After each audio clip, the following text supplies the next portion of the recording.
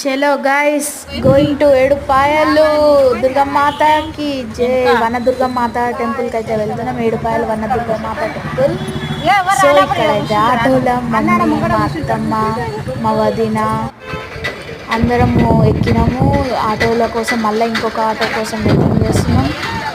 So auto అయితే ఫైనల్గా ఎక్కేసినాం guys. వనదుర్గమాత టెంపుల్కి అయితే వెళ్తున్నాం. మన ఏడుపాయల తల్లి దగ్గరికి. మా డాడీ ఏమో ఆటోలో మజాక్ ఆడుతుంది. సో ఆటో దిగి మాత్రం మస్తు దూరం పాదయాత్ర చేయాలి గాయస్.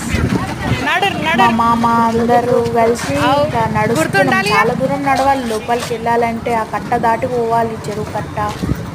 So full traffic. నేనైతే లగేజ్లా అమ్మవారికి ప్రసాదం కొబ్బరికాయలు పట్టుకొని నడుస్తున్నా.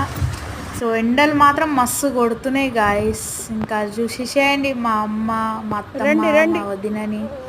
సో ఈమె మా చిన్నత్త, ఇంకా 5 మెంబర్స్ అత్తలు. సో ఇద్దరే వచ్చిర్రు. సో ఏడుపాయల వనదుర్గమాత టెంపుల్కి అయితే నడుస్తున్నాము. ఇంకా ఫుల్ రష్ ఉండే అప్పుడైతే. ఒక దిక్కు కాలు కాలుతున్నాయి. మేమేమో ఒక పొద్దులుండి పోయినాము. ఆకలి అవుతుంది ఒక దిక్కు. సో ఫైనల్గా అయితే దర్శనం అయితే చాలా బాగా జరిగింది. సో ఇదంతా నడవాలన్నమాట. దర్శనం నడిచి లాస్ట్ ఫైనల్ చేరిపోయినాం గాయస్ వనదుర్గమాత టెంపుల్కి. సో ఇక్కడ మేము ఇటు సైడ్ లెఫ్ట్ సైడ్ చెప్పులు ఇచ్చేసి అడుగు పెట్టేసాం గర్భగుడికి. అడుగు ఇది సూర్య టెంపుల్ ఏమో అంటారు గాయస్. వానలు వచ్చినప్పుడు ఆ గోపురంలో పెట్టి పూజ చేస్తారు అమ్మవారికి. సో ఒకసారి అయితే చూసేసేయండి మన ఏడుపాయల జాతర మొత్తం. ఆడ జాతర అని కాదు గైస్, నార్మల్గా కూడా జాతర లెక్క అయితే ఆడ బోనాలు అన్నీ. సో మీకు బోనాల వ్యూ కూడా వస్తుంది పార్ట్ 2లా. ఈ చెక్ పోస్ట్ అనమాట. కార్స్ అవన్నీ రానియరు. ఇక్కడ నుంచి ఈ సూర్య గర్భగుడిలకించి దిగి రావాలి. అయితే చెరువు స్టార్ట్. వానలు వచ్చినప్పుడు కంప్లీట్ డీప్ మునిగిపోతుంది మొత్తం. ఆ చెరువు మొత్తం పొంగుతుంది.